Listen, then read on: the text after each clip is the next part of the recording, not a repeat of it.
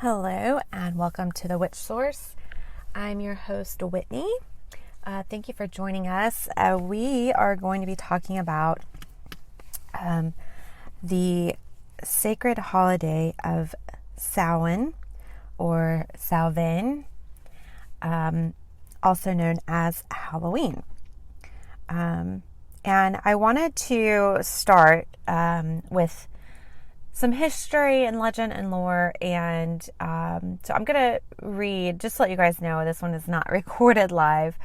It's just been really hard to get everybody together because it's such a busy time right here at October, especially for witches, right? Because there's so much going on and there's so much to prepare for. And there's so much magically going on at this time right now as well. So, I decided to go ahead and record this episode and get it out before Samhain so that you guys will all have the information and can use it however you see fit. So I'm going to start with reading a little something that my mother actually wrote. It's an essay on the history of Halloween in a book she's working on, but she wrote it several years ago, actually, and I ran across it in my emails, no less, which was very, fortunate and great timing. And since, everything happens for a reason, I think it's meant to show up when it did so that I could read this to you guys.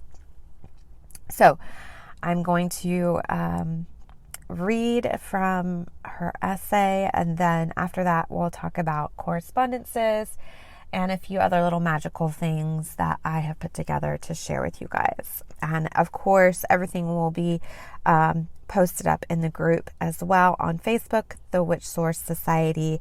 If you're not there, I hope that you are. Oh, and a little note, it was funny, I got a message from a follower on Instagram, and she said, should I be worried that I'm your 666th follower on Instagram? So we hit 666 on Instagram, and I thought that was so awesome. First off, thank you everybody who's following on Instagram and YouTube and Facebook. I really appreciate it. The more subscribers that we have, the more I can do and the more functions that are available. So I appreciate all of you that follow us there and are in the group as well. But I just thought that was so funny that coming up right here on Halloween, we hit 666. So I'm excited about it. It's not a scary number to me at all. But I messaged her back and told her thank you. And that no, I thought it was very awesome that she was the 666th follower. All right, so here we go. Come along on a mystical journey into the history of Halloween, filled with fable and legends, spirits and goblins, feasts and fun. Halloween has become a holiday unlike any other, with historic roots stretching into Celtic times, Roman celebrations, and the early Catholic Church. Halloween is not only unique, it was destined to become magical to young and old alike, and an American tradition. Loved that beginning. Okay. The history of Halloween traces a path from ancient Celtic times to the present. Originally a seasonal feast, Halloween owes much of its character to the Roman harvest celebration of the goddess Pomona. Hopefully I'm saying that right. And even more to the customs of the early Catholic Church. It is the blending of these three traditions that produce the holiday we celebrate in America today. A unique holiday that is abundant in folklore and fable, as well as the magical and the mystical. The history of Halloween begins in ancient times in the lands of the Celts. What are now northern France, Ireland, England, Scotland, Wales, and Brittany. Centuries before the birth of Christ, this rugged people forged a life from their hunting, herding, and agriculture. They celebrated two major seasonal events: Samhain, on the onset of winter, when crops were stored and herds were brought to shelter, and Beltane, the onset of summer, when crops were planted and herds were released out to pasture. In Northern Europe, winter came early and lasted close to 6 months. The first day of winter, November 1st, was considered the beginning of the new year and was celebrated as New Year's Day because it was the first day of the new year. And because there was a community gathering, it was the day to take care of annual business. People paid debts, renewed rents and land tenures, and bought and sold livestock and land. Only the finest of the herds were brought into shelter. The others were slaughtered. Along with the harvest, made it an occasion of great feasting and celebration. From the beginning, the communal feast called Samhain, meaning summer's end, was shared with the ancestral dead. The festival of Samhain began at sundown on October 31st and was the most sacred of all Celtic festivals. Its rituals helped link people with their ancestors and the past. The Celts believed that on the eve of Samhain, the Lord of the Dead opened the gates of the underworld, Tir na Nog, so ancestral ghosts and demons could roam the earth, and so souls of those who had died during the year just ending could assemble and travel together to Tir na Nog. Samhain marked the start of the season that rightly belonged to spirits, a time when the nights were long and dark fell early. It was a frightening time for people who were entirely subject to the forces of nature and who were superstitious about the unknown, and only a primitive, sympathetic magic system to rely on for comfort. Samhain was a night of mystical glory. The Celts made offerings to the spirit world in hope that the spirits of their loved ones would make a brief visit home. Food and wine were set out for the dead souls of the ancestors, sure to be weary from their travels in Tir na Nog. To avert unwanted guests, malicious spirits set free on that night. The Celts hid themselves in ghoulish disguises so the spirits wandering about would mistake them for one of their own and pass by without incident.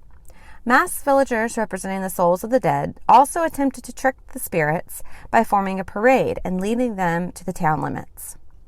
Samhain was also the most important of the 4 fire festivals of the Celtic calendar. On the night of October 31st, Celtic households extinguished their hearth fires and then gathered in a circle while the white-robed priests of the Celts, the Druids, solemnly quenched the sacred altar fire and lit a new one by rubbing 2 pieces of oak together. The head of each household took some of the live embers from this fire and used them to kindle a new fire on the hearth. Fire that had been blessed in this way was considered protection against evil spirits and danger throughout the year. People observed that the sun grew weaker during the winter months and feared it would leave them forever in the cold night of winter. Since the Celts believed that since the Celts believed that like begets like, bonfires, originally called bone fires, started with the sparks from the altar fire, were lit high on the hills in an attempt to fuel the waning sun. These fires were kept burning throughout the night to light the way for the souls of the dead and to frighten away any evil spirits that intended to harm the living. Druids constructed giant wickerwork cages in the shapes of animals and men, which were used to confine those to be sacrificed. They sacrificed animals and humans, criminals sentenced to death, on the fires and divined the future by absorbing their entrails. Because spirits were believed to know the secrets of the afterlife and the future, the Druids held that on the eve of Samhain, predictions had more power and omens could be read with more clarity. They divined the health of the tribe, the wisdom of a proposed move, the right time to make magic, and the key to curing sickness. The Celts also believed that Samhain was a time when a strange dark race of goblin-like creatures with occult powers emerged from their secret hiding places. Resentful of the human race for taking over the land that was once theirs, they delighted in creating as much mischief as possible. Some were merely pranksters, while others were more evil-natured and were regarded as dangerous. According to legend, every 7 years, these creatures would steal human infants or small children and sacrifice them to their gods. Because Samhain was a night on which the fairy mound stood wide open, all manner of fairies, mostly baneful, were free to walk the earth. Any person careless or unfortunate enough to step in an open mound would fall victim to permanent enchantment by a fairy's spell and either succumb to madness or waste away from mysterious and incurable illness. According to Celtic folklore, on the eve of Samhain, an open fairy mound could, like quicksand, pull an unsuspecting mortal into the world of the fairies, where he or she would be doomed to remain forever. There were hundreds, perhaps even thousands, of different types of fairies who inhabited the ancient Celtic lands. But in Ireland, it was the puka that was particularly feared on Samhain, when it took great pleasure in tormenting humans. The Celts devised numerous charms to protect themselves against the little people. The ringing of bells and the hanging of iron horseshoes above doorways were two methods believed to be effective in keeping spiteful fairies at bay. So that obviously sounds very familiar to witches' bells, which are hung on doors and door handles, and also the shoe horses that we see hung above doors. So it goes back to that as well. Okay, so back to it. Samhain was a vital part of Celtic culture. Its rituals were passed from generation to generation through the oral tradition of the Druids. The genesis of many of America's Halloween traditions can be found in these ancient celebrations. Ghoulish masquerades, divination, fire, and spirit magic are elements associated with Halloween to this day. Other elements, such as romance and apple lore, came from other parts of the world. Just before the birth of Christ, the Celtic lands were conquered by legions of Roman soldiers, and the Druid Samhain practices merged with Roman mythological beliefs. To the Romans, the apple was a symbol of love and fertility. The Roman divinity Pomona was the goddess of orchards and the harvest. She was celebrated on November 1st, with feasts featuring apples, nuts, grapes, and other orchard fruits. It coincided with the Celts' Samhain festivities, and a synthesis naturally occurred. With the dawn of the 1st century AD, an even greater marriage of traditions occurred. These pagan traditions came face to face with the new religion of Christianity.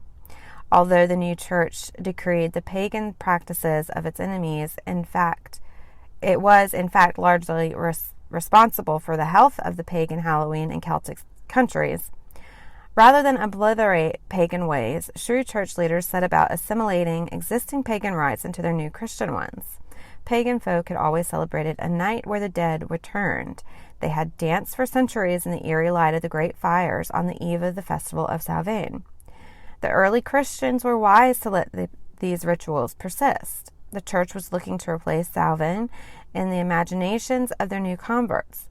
Although it took many years to make the transition, Samhain celebrations were gradually assimilated into the feasts of All Saints and All Souls.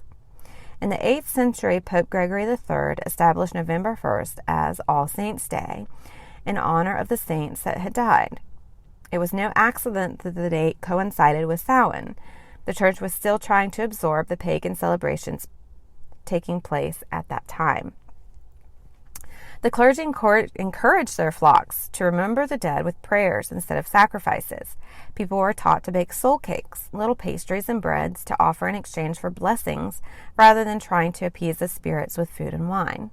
Soul cakes were given to the town's poor. In return, the poor would pray for departed family members.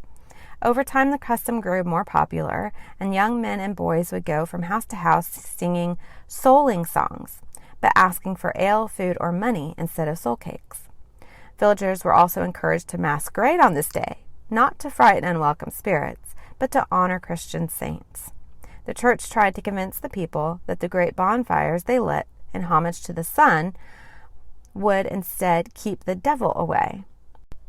All Souls' Day had its origins in the early 9th century as a special commemoration of the dead declared by Amalarius. In 993 AD, the Benedict abbot Saint Odilio of Cluny formally requested that All Souls' Day be placed in the books of the church.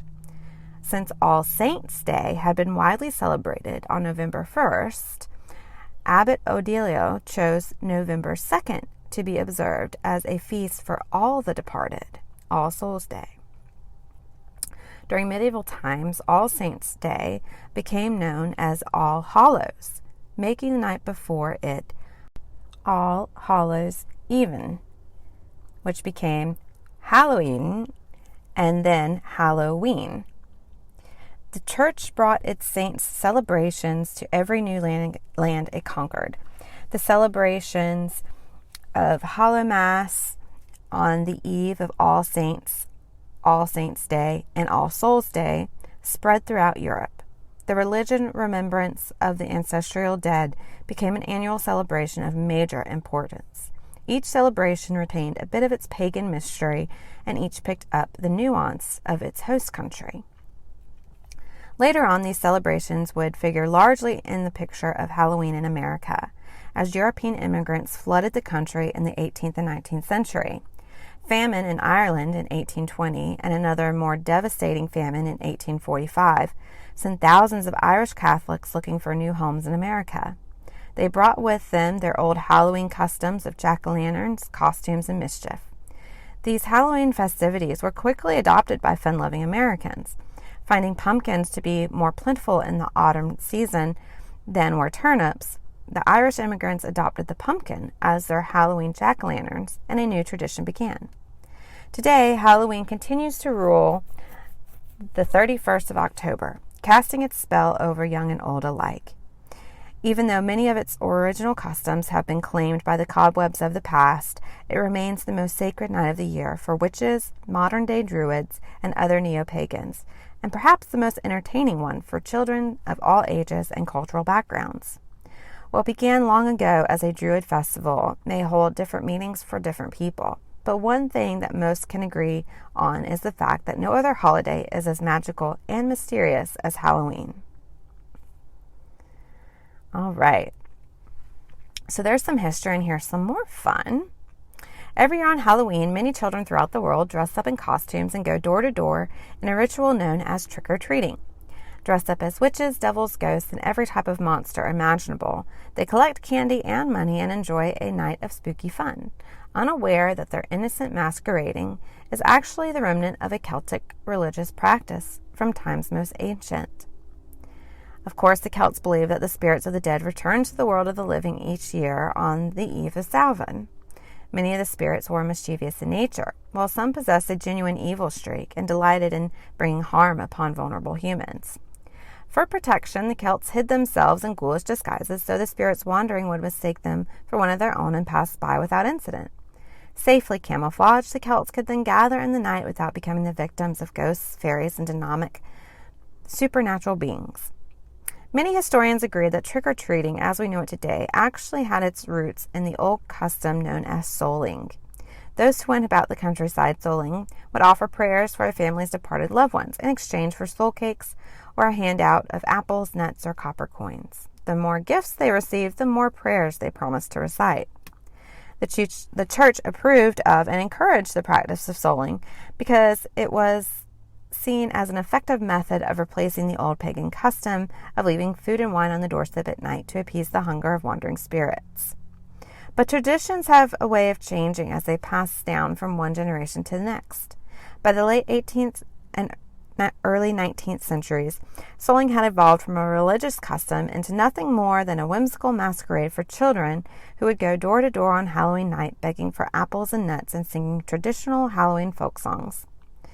If the beggars were refused a treat, they would retaliate with a prank of some sort known as a trick, hence the term trick or treat. Traditional Halloween tricks included blowing smoke through keyholes, stopping up chimneys with pieces of turf, and smashing glass bottles against walls to simulate the sound of windows breaking. And of course, Halloween would just not be the same without the delightfully eerie glow of jack-o'-lanterns, which are often placed on front porches of houses or on windowsills as a traditional Halloween decoration. The very sight of a pumpkin with a wicked face illuminated by a candle helps to put most of us in the Halloween mood and also serves to welcome the costumed children who go door to door trick-or-treating. Carving a pumpkin is a fun activity for anyone young or old. However, this custom is far from being a modern one. In fact, it is well over 2,000 years old. The origin of the jack-o'-lantern can be traced back to Ireland, where hollowed-out turnips, rather than pumpkins, were carved with simple faces and used as handheld lanterns. They were used not only to help light the way for those traveling the dark roads on Halloween night, but also to scare away earthbound ghosts, especially those who pursued the spirits of deceased loved ones and prevented them from finding their way to peace in Tirnanog. The phrase jack-o'-lantern was at one time used as a name for the unexplained phosphorescent light that sometimes appears in swamps and marshlands after sunset. This natural phenomenon understandably strikes fear in the hearts of many who encountered its eerie luminous glow.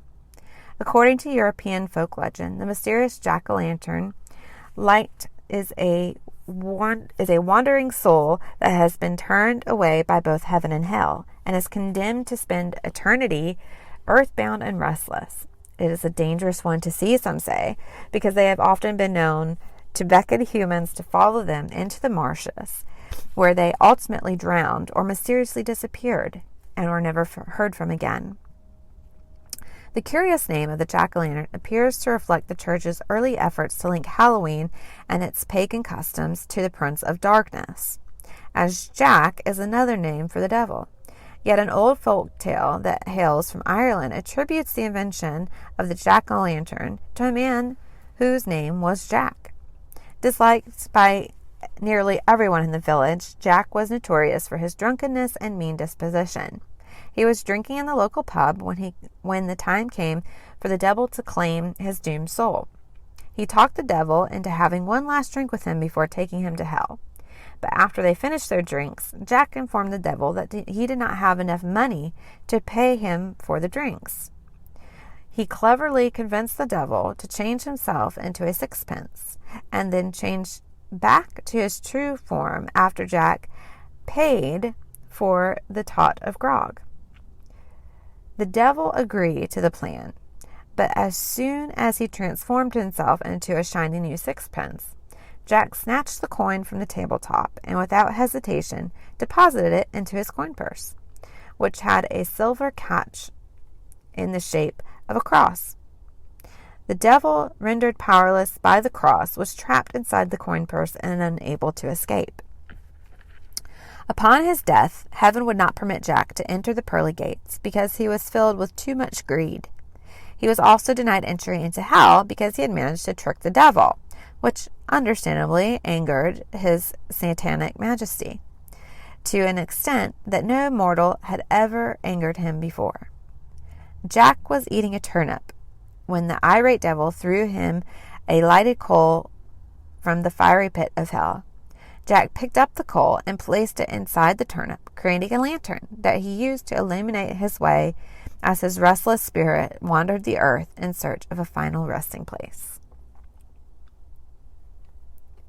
So here we see a little bit of the history of the jack-o'-lantern and where that came from. And yes, it was actually a turnip, and the Irish legend behind that with dear old Jack. So that's fun.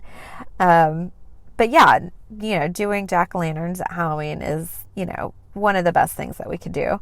I always find it fun. And actually, it is one of the crafts that I have listed for you guys that we'll talk about in a little bit with a recommendation on what you can carve into your pumpkin.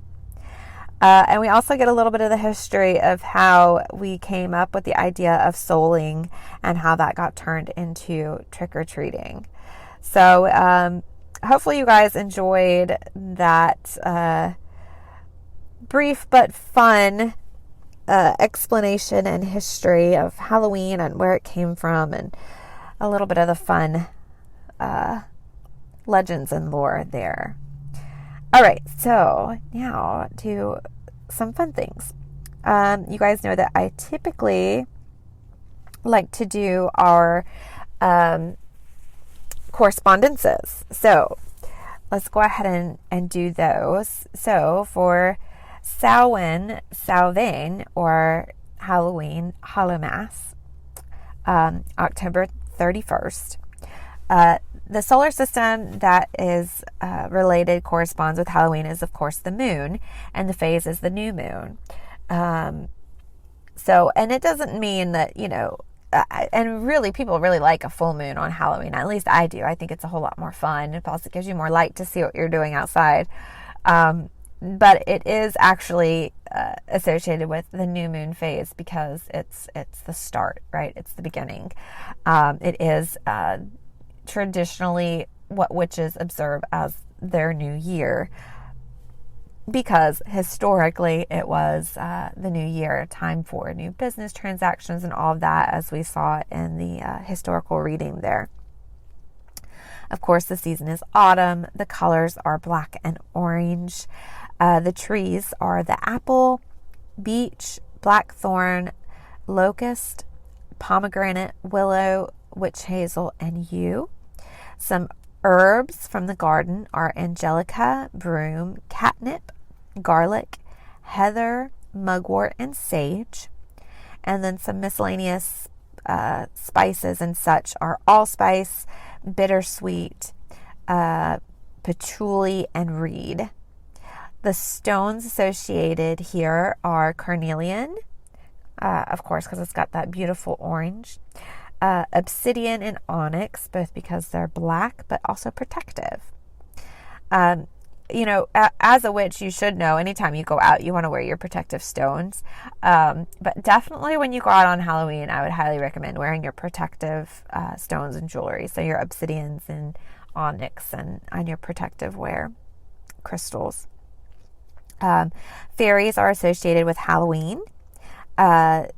Some goddesses associated is Hecate, Ishtar, Kali, Makkah, Rhiannon.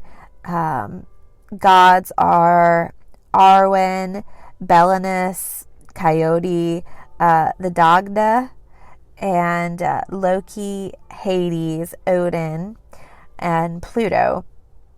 The animals are, of course, the bat, the cat, but also the boar, the cattle, and the dog. And of course, the cattle were, again, they were brought in. It was time to bring them in, and they saved the best ones and slaughtered the rest to have to eat throughout the winter time. And so some of the best magical focuses for this time is any kind of magic that has to do with the crossroads, darkness, or death. Divination is a great time to do divination, is on Halloween. And, I do think it's for the same reasons that historically, the veil is thin and the spirits are close. And, you can find out from communicating with the spirits, things from the past and what's going on in the future, and ask questions and communicate with them. So also on here is honoring your ancestors. Also, it's a great time for introspection. Any kind of magic that involves the other world or the underworld. Release. It's a great time to work on some releasing work as you're letting things go. You could basically treat this Halloween time magically, same as you would the traditional New Year of, December 31st, because it is a new year. So you want to release the old and start to make way and embrace for the new. It's a great time for that as well. It's also a great time for visions, and, a lot of psychic things happening as well. And also it's a time of gaining wisdom from the crone. It's a good time for that as well. So there's that. Let's see what else we have. Any kind of anything to do with fairy or fairy magic or the spirits, of course. Okay, so a couple fun things I wanted to share that I'm not sure if you guys know, but right around Halloween, you can see a couple different constellations in the sky, which I think is pretty cool. So while you're outside, look up. You should be able to see rising along the southern horizon. So if you're in the northern hemisphere, most of this can be seen only at Samhain, only at Halloween. And that's remaining true to its elusive mythological nature. But you can see on that southern horizon the phoenix in the sky. So it's an obscure constellation spreading its wings into the night sky around 10 p.m. So if you'll look, you should be able to find it. So, and again, the phoenix is that symbol of death and rebirth. We talked about that when we were talking about, the Scorpio feeling and some of the moon magic that you could do.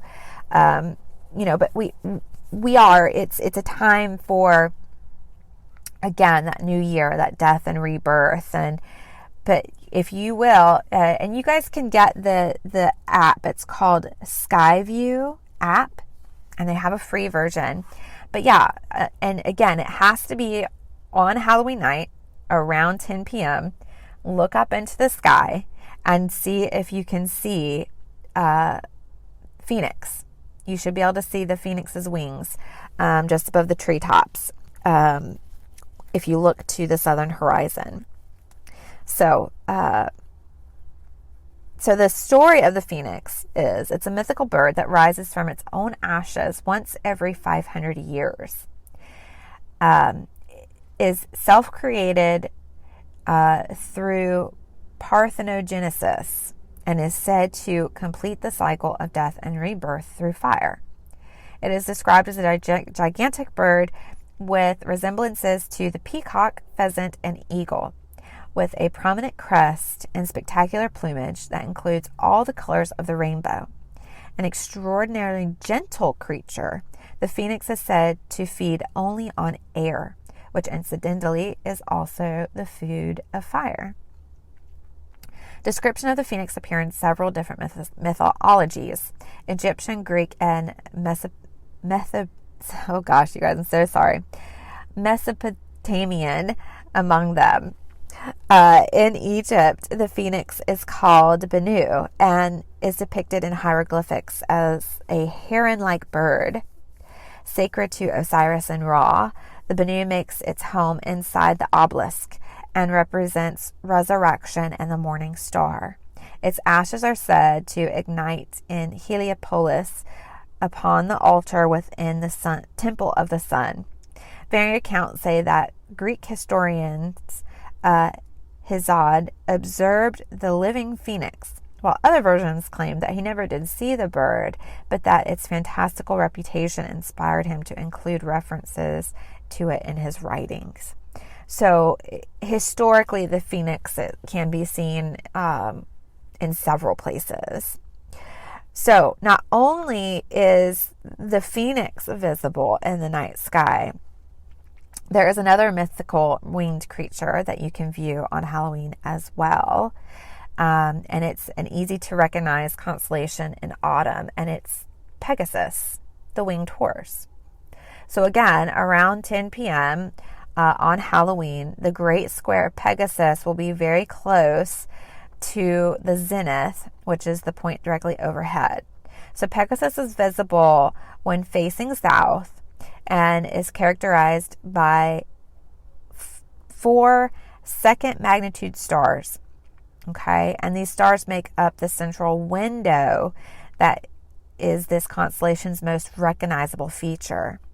So on a clear night in the city, the window of Pegasus is easily spotted. But on a clear and moonless night in the country, that same window reveals dozens of stars. So looking through the window of Pegasus is akin to looking back through time. What you are actually seeing is the edge of our galaxy and all of the history that it contains. The light of the stars you are seeing has traveled billions of miles through space to reach your eyes.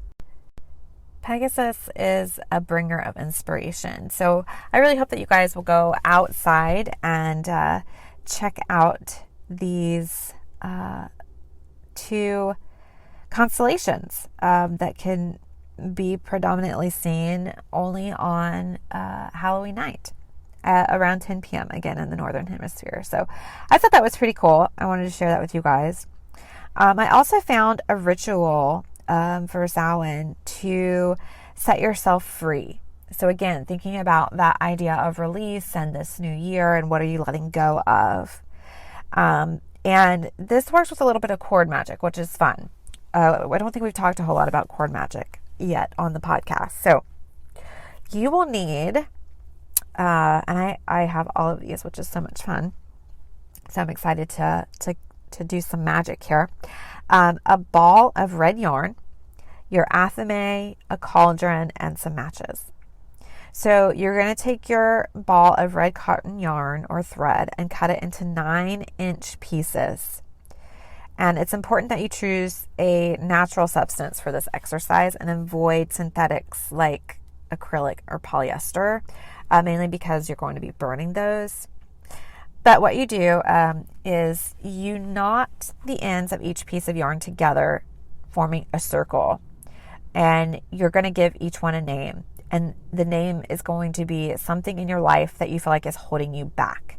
So this can be something from the past, like a past hurt that you keep dwelling on, a regret you may have, pain, grief, anything like that, right? Qualities about yourself that you no longer want to hold on to, anything like that. You can also look at, past relationships, people, incidences, like any of those trauma points or triggers that you're ready to let go of. So what you want is a red, your red yarn, and you're going to basically make a bracelet out of it. So you want to make sure it's 9 inches, and then you knot it together to make that bracelet essentially. So it's time to lay all these things down, right? This is what you are releasing yourself from. You're getting rid of these. But these are the things that you've been carrying around, these burdens that you've been carrying around, that you're ready to have the strength to be able to give them up, let them go, and cast them away. Okay, and the number of threads that you use, it's up to you. It's based on how many things that you want to get rid of. Okay. But what you're going to do is you're going to put them around your wrist and tell them specifically, I have carried you long and far. Your burden has been my teacher, and I accept your lessons. Now I summon the strength to release you, for your presence serves me no longer. Okay, that's your spell. Essentially, that's your chant that you're going to use. And then you're going to take your athame and begin cutting through the circlets. And the reason that you're using the athame is that typically your athame is not that overly sharp. So you're going to have to really work at it to cut these cords and cut these burdens away, especially through this yarn, okay? And so the struggle that you have in cutting these off with a dull blade with your athame is representative of the struggle that you've been having with carrying these things. Okay, so it's this smaller struggle is a representation of something much greater, right? Which is your struggle, but also you accepting responsibility for these events and for the influence that these things have had over you. And that's where the magic is, right? You're saying no more. I acknowledge you. I see you. No more. Okay? Then, when your bonds have been cut, burn them in your cauldron, saying, I send you back to the dark mother to be consumed by the flames of transformation. You are purified and changed forever in this fire. Reduced to your pure and simple essence. You are no longer bound to me. I send you back to the mother, and away you will go, that something new and blessed in me shall grow. Okay, and that's your chant for when you're burning them. When the flames subside and the cauldron cools, Gather the ashes in a small pot and take them outside. Determine which way the wind is blowing and stand with the wind at your back. Blow the ashes into the air, let them dissipate and vanish. And then prepare yourself to make a new start on November 1st, on your new year, New Year's Day. So that's one ritual that you can do. And again, I will post it up in the group for you. I also have another little charm here for Samhain. Okay, and so for this one, you're going to need your mortar and your pestle, and you're going to combine equal parts of pine. So you can do either pine needles or resin, clove buds, and dry ginger root. And you're going to grind them together into a fine powder. Place the mixture in the center of a 3-inch round piece of black felt. Gather up the edges and tie them closed with a red thread. And you're going to wear this herbal charm on your person or keep it in your pocket. And the pine will deflect evil, while the clove is sacred to the goddess Hecate or Hecate. And the ginger is an offering to the dead. So this is a little Samhain charm that you can make for yourself and wear for protection. And asking, for the goddess to help you and for your ancestors to help you and protect you and keep evil at bay. So that's another one for you guys. I'll post that one as well.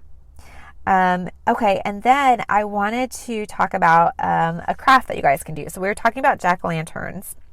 So here's an idea that you can do for a jack-o'-lantern. You can carve a pentagram in your jack-o'-lantern. So you can just find a pattern online and, use it to trace lines on your pumpkin to cut out. And, if you accidentally cut out part of the arms of the star, you can always put them back together with toothpicks. But so you're going to, be calling upon the upright pentagram as your protection, right? It's going to be your shield for Halloween night to keep away any unwanted spirits or, evil, bad things, unwanted guests, all that, right? So you're going to have your upright pentagram and carve that into your pumpkin, to your jack-o'-lantern. But a little something that you can do to get it a little extra boost, especially if you plan on contacting relatives or family members on this sacred night, is use the inverted pentagram, which has a lot of power, and people are a little confused by it and think it is connected with Satanism, and there's a lot of fear associated with it. But that's really not true. Not for most witches, that's really not true, especially since they don't believe in a Satan. But what we're going to use, the inverted pentagram, so that the 2 points are facing up and the main point is facing down, is we're going to see the space between the two upright points as a gateway, as like a doorway that only allows in, good and loving spirits that you are inviting in, that you want to talk to. So whether that be like family members, something like that, so that only they can pass through that doorway. So in the candle that you put inside of your upright pentagram jack-o'-lantern, carve the inverted pentagram in the candle that you're going to put in the pumpkin. And you can say over it, "May my beloveds from beyond the veil follow your gentle glowing light, illuminate their journey on this sacred night of nights." And so you can use that as a way to protect yourself using that upright pentagram, but then also allow those who you want to come through that inverted pentagram on your candle. And if you want to anoint your candle and dress it with different herbs and spices and such, that's fine too. It gives it a little extra boost. So let me know, you guys, if anybody does that and how it works out for you, how it goes. If you felt like it helped you make a better, stronger connection to your loved ones, and gave you that added layer of safety and protection. A little something that you can do, a little Halloween treat, is that you can take the pumpkin seeds and wash them off and then dry them on a paper towel. Heat your oven to 350. And when your pumpkin seeds are dry, spread them out in a single even layer on an ungreased cookie sheet and sprinkle them with salt, pepper, cayenne pepper, and bake them for 15 minutes or until they're crispy and golden. Or you could do spices like a little bit of sugar and cinnamon, whatever really calls to you, nutmeg, or if you have like pumpkin pie spice already. And you can bake your pumpkin seeds and eat those. So another thing that is traditionally done on Halloween night is people have what's called a dead supper or a dumb supper. And this is where you would leave out a plate. So it's an old custom where you set out a plate for wandering spirits on Halloween night. So basically it goes back to the leaving out cakes and wine, right? So this is a little recipe that I found that you can use as like the soul cakes, essentially, that you can set out.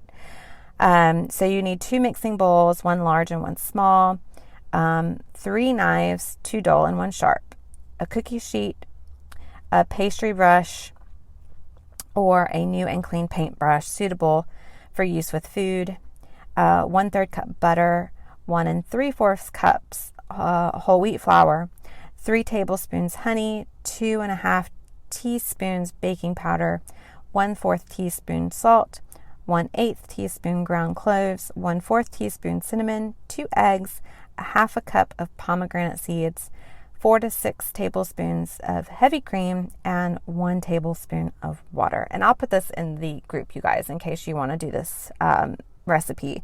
But heat your oven to 400 degrees. In the small mixing bowl, combine the cinnamon, clove, and salt.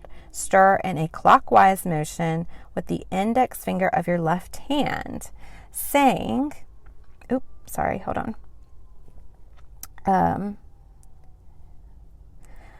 Let's see. Lady of the Crossroads 3, with spices I come to honor thee. Cinnamon for the psychic eye, clove to please you most, and salt to purify. I think I forgot to mention, this is to appease Hecate or Hecate. Okay, so then in the large bowl, combine the flour, baking powder, add the spice mixture and the honey. Use the 2 dull knives, cut in the butter using crossing motions until the mixture resembles fine crumbs. Stir in 1 beaten egg and the pomegranate seeds. Sprinkle the mixture with a tablespoon of water, saying, "By water be thou blessed." Next, add the cream very gradually, a tablespoonful at a time, until the dough begins to leave the sides of the bowl. Turn the dough out into a lightly floured surface and knead about 10 times. Pat the dough into a rectangular shape about a 1/2 inch thick, and use the sharp knife, cut the dough into small diamond shapes. It should come out with about 15. Place the cakes on an ungreased cookie sheet. Beat the other egg. Using the brush, paint the tops of the cakes with the egg. Bake the cakes for 10 to 15 minutes or until they are golden brown. Place the cakes along with the chalice or glass of dry red wine, or alternately you could use cranberry or pomegranate juice. Put that on your doorstep next to your jack-o'-lantern, speaking the following words as you do. Blessed spirits of my ancestors and all my beloveds who have gone from this life, ye who dwell in the summer lands, who hath crossed the long river of night, to realms beyond the veil, and sailed to the Makin boat of Ra, in darkness to arrive on a distant shore, far beyond my reach. Partake of this repast I have set out for ye. and know that love yet flows in my blood, and the blood of the mother flows in me. So again, I will put all of that in the group in case you guys want to do it. If in the morning the cakes and wine are gone, you can take this to mean that the spirits visited you in the night. If the cakes remain at the daylight, pour the wine or juice as a libation into the earth and crumble and scatter the cakes to feed the birds. So that's another little something that you guys can do. Let's see. There's some other things I wanted to share.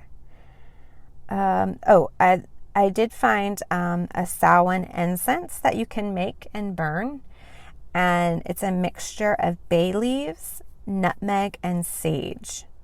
So you can make your own kind of incense and burn that, and especially for Samhain. And of course, you can decorate your altar with orange and black.